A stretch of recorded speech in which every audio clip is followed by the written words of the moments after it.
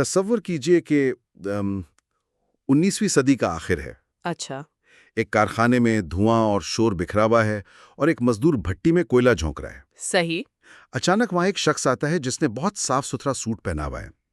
وہ اپنے کوٹ کی جیب سے ایک سٹاپ واچ نکالتا ہے اور اس مزدور کی ہر حرکت کو، ہر موومنٹ کا وقت نوٹ کرنا شروع کر دیتا ہے. بالکل. اسے اس بات سے کوئی غرض نہیں کہ اس مزدور کا نام کیا ہے یا وہ تھکا ہوا ہے یا نہیں. اس کا مقصد صرف یہ دیکھنا ہے کہ کیا وہ کوئلہ 2 سیکنڈ اور تیزی سے اٹھا سکتا ہے. یعنی صرف وقت اور کام.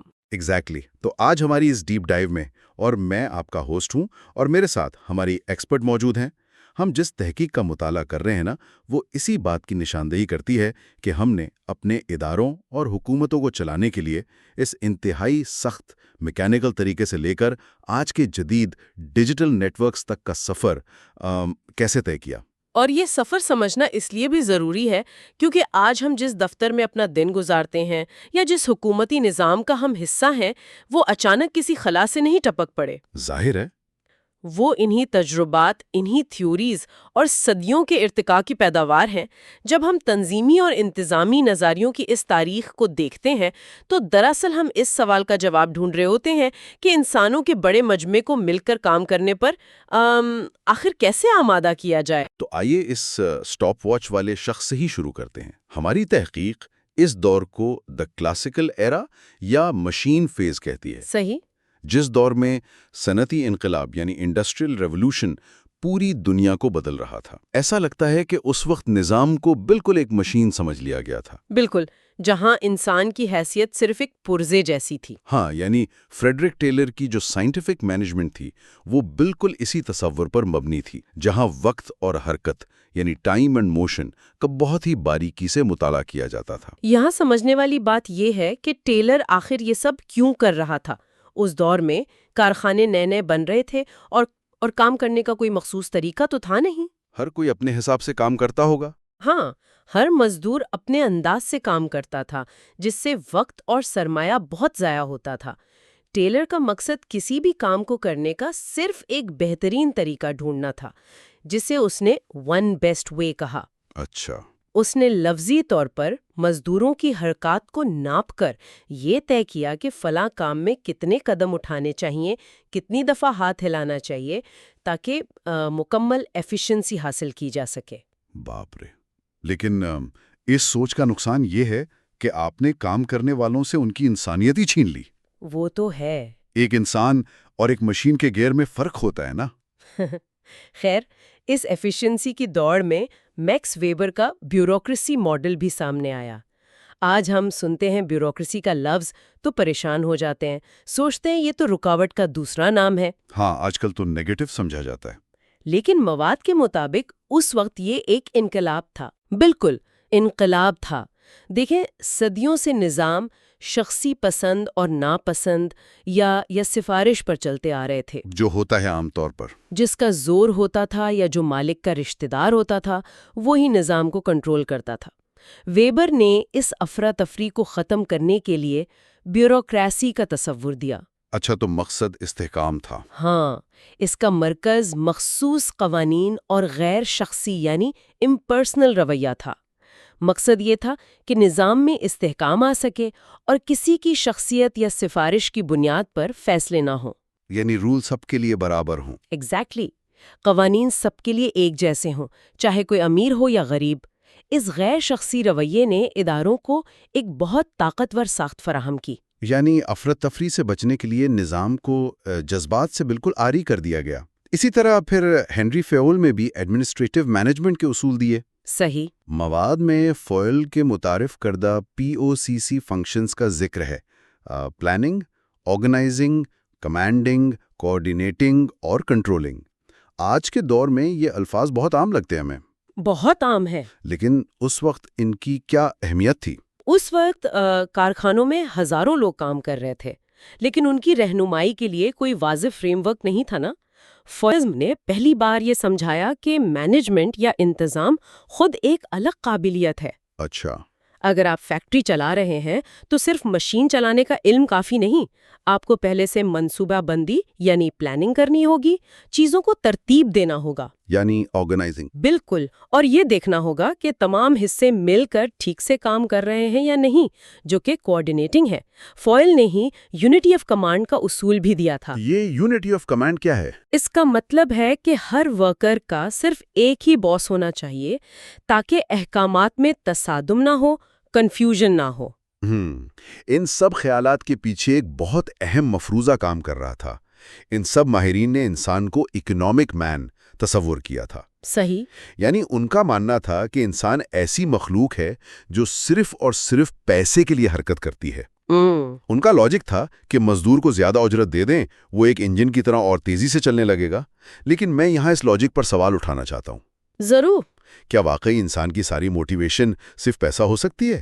اگر ایک شخص لگاتار بھٹی میں کوئلہ جھونک رہا ہے تو وہ کبھی تو تھکے گا نا. بالکل تھکے گا. اس کے اپنے کچھ جذبات ہوں گے، اسے اپنے مالک کا برا رویہ چبھتا ہوگا. ایک سانس لیتے انسان اور بے جان پرزے میں جو فرق ہے وہ اس مشین فیز نے میرے خیال میں بالکل نظر انداز کر دیا. اور آپ دیکھیں، اسی نظر انداز کیے جانے کی وجہ سے یہ نظام اپنی بنیادوں سے ہلنے لگا. حقیقت میں بھی یہی ہوا تھا. اچھا. ہاں، مزدور تھکنے لگے، ذہنی دباؤ کا شکار ہوئے اور ہڑتالیں عام ہونے لگیں.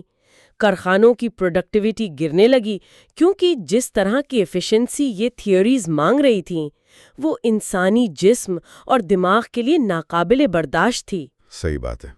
اس بحران نے انتظامیہ کو یہ سوچنے پر مجبور کر دیا کہ صرف مناسب تنخواہ اور سخت قوانین کافی نہیں ہیں. اور اسی ناکامی نے پھر ایک نئے دور کا دروازہ کھولا جسے موادے میں the humanistic and behavioural shift کہا گیا ہے. بالکل. جب وہ مشین والا ماڈل فیل ہونے لگا تو دور آیا ہیومن فیز کا. اچانک سے پوری توجہ درجہ بندی اور قوانین سے ہٹ کر نفسیات، تحریک اور گروپ ڈائنامکس پر منتقل ہو گئی.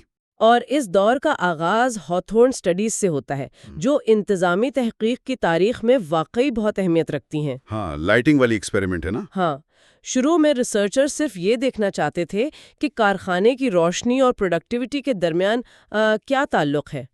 انہوں نے مزدوروں کے ایک گروپ کو ایسی جگہ بٹھایا جہاں روشنی تیز کی جا سکتی تھی. اچھا. ان کا خیال تھا کہ روشنی تیز ہونے سے پیداوار بڑھ جائے گی. تو ظاہر ہے کام دیکھنے میں آسانی ہوگی تو پیداوار تو بڑھنی چاہیے تھی نا. پیداوار واقعی بڑھی، لیکن حیرت کا جھٹکا انہیں تب لگا جب انہوں نے تجربہ بدل کر روشنی کو کم کرنا شروع کیا. اچھا. روشنی کم ہونے کے باوجود، یہاں تک کہ اندھیرا ہونے کے قریب تھا، مزدوروں کی پروڈکٹیوٹی مسلسل بڑھ رہی تھی. ویٹ، واقعی؟ یہاں آ کر بات واقعی بہت دلچسپ ہو جاتی ہے. اس کا مطلب ہے روشنی کا تو اثر تھا ہی نہیں. بالکل نہیں تھا. تو پھر کارکردگی بہتر کیوں ہو رہی تھی؟ اگر میں اس پر غور کروں تو یہ بالکل ویسا ہی ہے جیسے پارک میں کھیلتے ہوئے بچے جو آپس میں لڑ جھگڑ رہے ہوتے ہیں اچانک سے بہت تمیزدار اور ڈسپلنڈ بن جاتے ہیں اگر انہیں پتہ چل جائے کہ ان کے والدین یا استاد انہیں دیکھ رہے ہیں. یہ بہت اچھی مثال دی آپ نے. ہاتھورن تحقیق کا اصل نتیجہ بھی یہی تھا. مزدوروں کی کارکردگی روشنی کی وجہ سے نہیں بڑھ رہی تھی، بلکہ اس وجہ سے بڑھ رہی تھی کہ انہیں اہمیت دی جا رہی تھی. یعنی کوئی انہیں آبزرو کر رہا تھا. ہاں، پہلی بار کچھ ماہرین آ کر ان کا مشاہدہ کر رہے تھے، ان کی فکر کر رہے تھے. صرف یہ احساس کہ کوئی مجھے دیکھ رہا ہے اور میرے کام کی پرواہ کرتا ہے نے ان کی تحلیق کو بدل دیا. واو. اس تجربے نے سوشل مین کے تصور کو جنم دیا. یعنی انسان صرف اکیلے پیسے کے لیے کام نہیں کرتا، بلکہ وہ جس گروپ میں کام کرتا ہے اس کے آپس کے تعلقات، شناخت اور عزت اس کی کارکردگی پر گہرا اثر ڈالتی ہیں. اس تبدیلی کے بعد تو پھر بیہیویئرل تھیوری کا نظام آگے بڑھا جہاں سائنس کی مدد سے انسانی رویوں کو پرکھنے کا سلسلہ شروع ہوا. صحیح. ابراہم میسلو کا ہائرارکی آف نیڈز اس کی ایک بہترین مثال دی گئی ہے. اس نے بتایا کہ انسان کی ضروریات ایک سیڑھی یا لیڈر کی طرح ہوتی ہیں. بالکل. سب سے پہلے بنیادی ضروریات جیسے روٹی اور کپڑا. جب وہ پوری ہو جائیں تو پھر تحفظ، پھر دوستی اور تعلق. ہاں، اور پھر عزت نفس، اور آخر میں خود شناسی. اگر ایک ورکر کو فیکٹری میں لگاتار عزت ہی نہیں مل رہی تو چاہے آپ اسے جتنے مرضی پیسے دیں وہ بہتر کارکردگی نہیں دکھائے گا. اس سفر میں میک گریگر کی تھیوری ایکس اور تھیوری وائی نے بھی مینیجرز کے سامنے ایک آئینہ رکھا. یہ تھیوری ایکس اور وائی کیا کہتی ہیں؟ میکگریگر نے سمجھایا کہ انتظامیہ کا اپنا ذہنی خاکہ ورکرز کے رویے کو شیپ کرتا ہے۔ اگر ایک مینیجر یہ سمجھتا ہے کہ اس کے امپلائیز انہیرنٹلی سست ہیں اور کام سے بچنا چاہتے ہیں، جسے تھیوری ایکس کہا گیا، اچھا، تو وہ ان پر ہر وقت سختی کرے گا اور انہیں مائکرو مینج کرے گا۔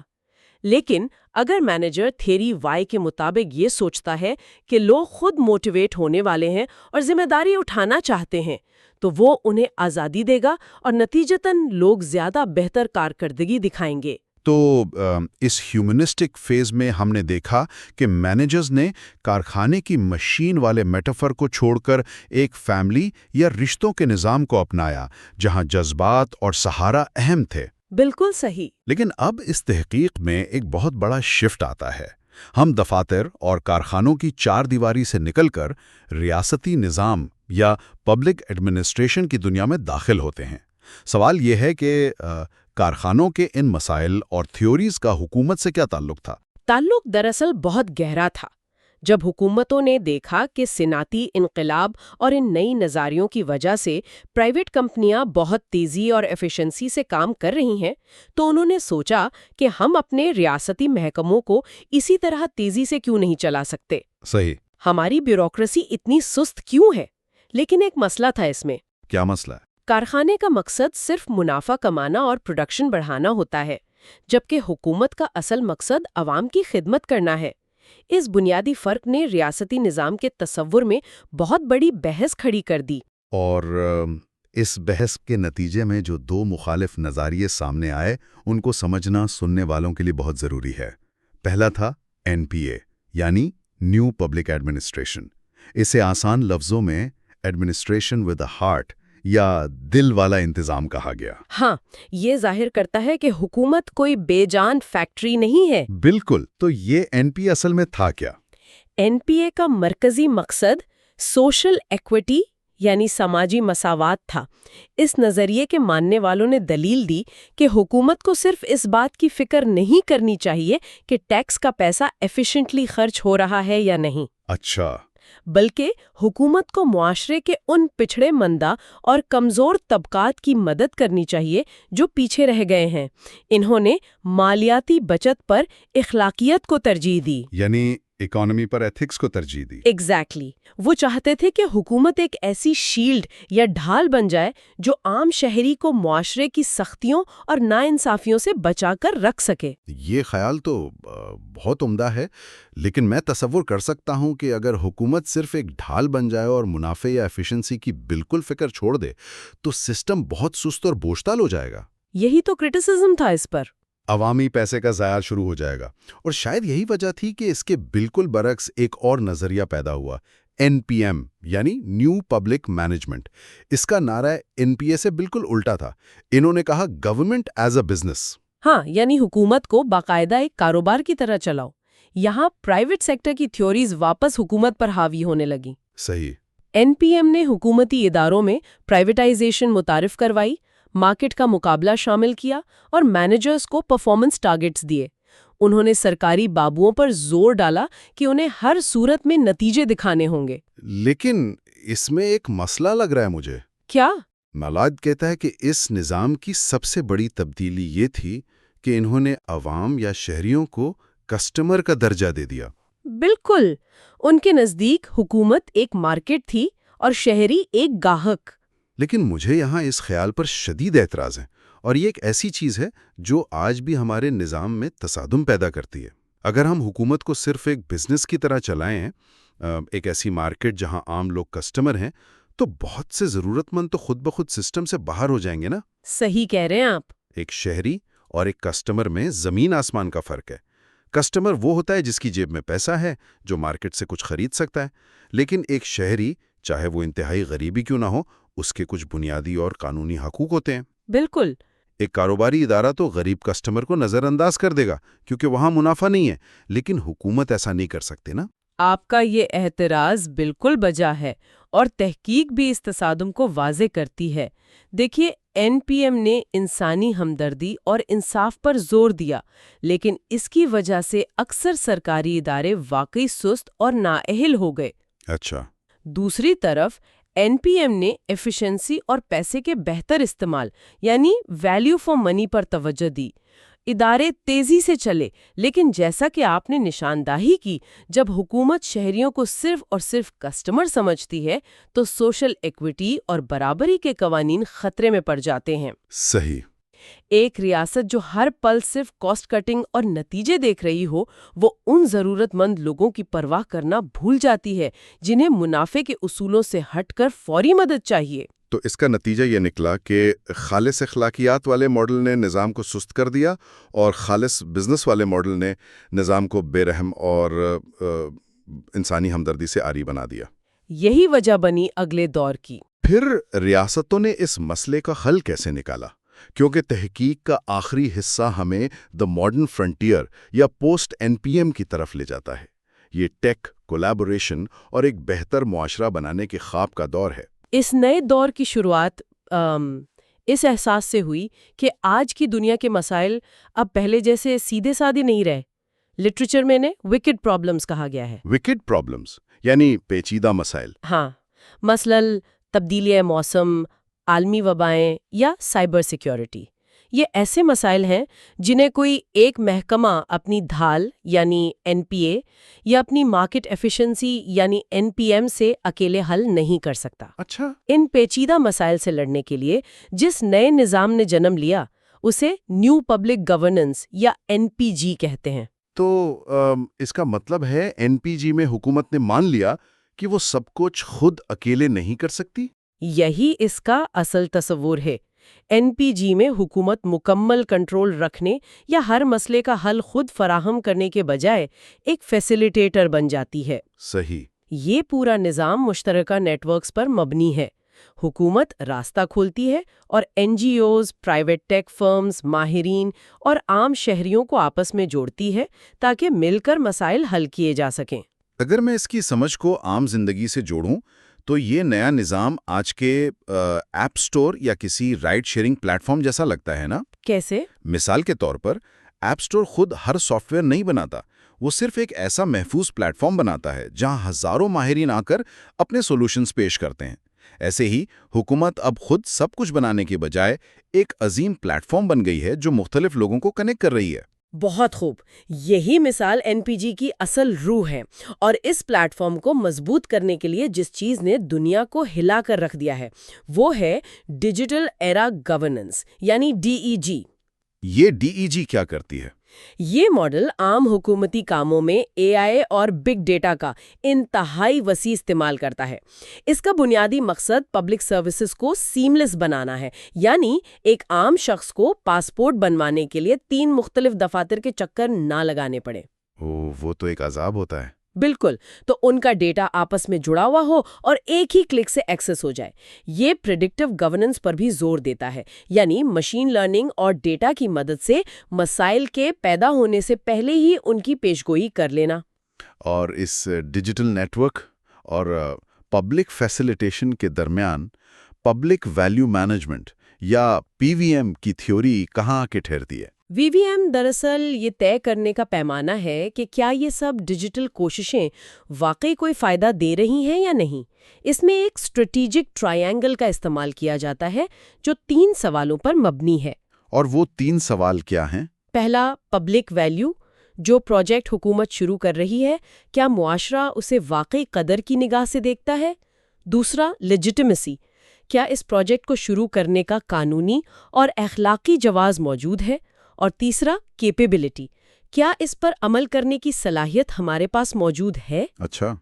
اس نظام میں کامیابی صرف پیسہ بچانا یا رولز پورے کرنا نہیں ہے، بلکہ اس بات پر غور کیا جاتا ہے کہ کیا ان اقدامات سے واقعی عوام کے مایۂ حیات میں کوئی بہتری آ رہی ہے؟ ہم نے تنظیمی تھیوریز کے اس لمبے سفر کا آج بہت گہرائی سے جائزہ لیا. اگر ہم آج کی اس پوری گفتگو کا نچوڑ نکالیں تو ہم نے اپنا سفر کارخانے کے اس مشین ایرا سے شروع کیا تھا جہاں مقصد صرف پیسہ اور تیزی تھا. صحیح. اور انسان بس ایک بے جان پرزا تھا. جب تھکن اور بے بسی بڑھی تو ہم نے وہاں سے نکل کر ہیومن فیز میں قدم رکھا، جہاں جذبات، رشتوں اور انسانی ضروریات کو تسلیم کیا گیا اور سوشل مین کا تصور ابھرا. بالکل. پھر جب یہ تھیئریز کارخانوں سے نکل کر ریاست کے ایوانوں میں پہنچیں تو ہم نے شیلڈ یعنی این پی اے کی انصاف والی سوچ ہاں، اور مارکیٹ یعنی این پی ایم کا کاروباری ماڈل، ان کی آپسی کشمکش کو دیکھا، اور آخرکار ان تمام پرانے طریقوں کو پیچھے چھوڑ کر ہم آج کے پلیٹ فارم والے دور میں کھڑے ہیں، جہاں بگ ڈیٹا اور ڈیجیٹل کولیبوریشن ہر چیز کنٹرول کر رہے ہیں۔ تاریخ کا یہ ارتقائی سفر ہمیں واقعی بتاتا ہے کہ کوئی بھی ایک نظریہ مکمل یا حتمی نہیں ہوتا۔ انسانیت لگاتار تجربات کر رہی ہے، اور جس طرح ہمارے مسائل پیچیدہ ہو رہے ہیں، ہمارے تنظیمی نظام بھی اسی طرح لچکدار ہوتے جا رہے ہیں۔ رکھنے کے بعد میرے ذہن میں ایک بہت ہی گہرا سوال پیدا ہو رہا ہے۔ وہ کیا؟ سوچئے، ہم نے بات کی تھی کہ سفر کے آغاز میں فریڈرک ٹیلر ہاتھ میں سٹاپ واچ پکڑ کر انسانوں کی حرکات ناپتا تھا تاکہ ان سے مشین کی طرح کام لیا جا سکے۔ صحیح۔ آج جب ہم ڈیجیٹل ایرا گورننس اور پریڈکٹیو گورننس کی طرف بڑھ رہے ہیں تو اے آئی اور بگ ڈیٹا بھی تو بالکل یہی کام کر رہے ہیں۔ اوہ اچھا۔ ہماری ہر کلک، ہر ڈیجیٹل موومنٹ اور ہر آن لائن فیصلے کو الگوریدمز ملی سیکنڈز میں ناپ رہے ہیں تاکہ مکمل ڈیجیٹل ایفیشنسی حاصل کی جا سکے۔ تو کیا ایسا نہیں لگتا کہ ہم گھوم پھر کر واپس اسی کلاسیکل ایرا کے جدید روپ کی طرف جا رہے ہیں؟ یہ تو واقعی سوچنے والی بات ہے۔ اور سب سے اہم سوال سننے والوں کے لیے یہ ہے کہ وہ سوشل مین جس نے اتنی مشکل سے ہڑتالیں کر کے لڑکے اپنی شناخت بنائی تھی، کیا وہ ایک بار پھر ان نہ دکھنے والے ڈیجیٹل پلیٹ فارمز کا بے زبان حصہ بن کر تو نہیں رہ جائے گا؟ یہ ایسی حقیقت ہے جس پر واقعی غور کیا جانا چاہیے۔ چلیے اس ڈیپ ڈائیو کو یہاں ختم کرتے ہیں۔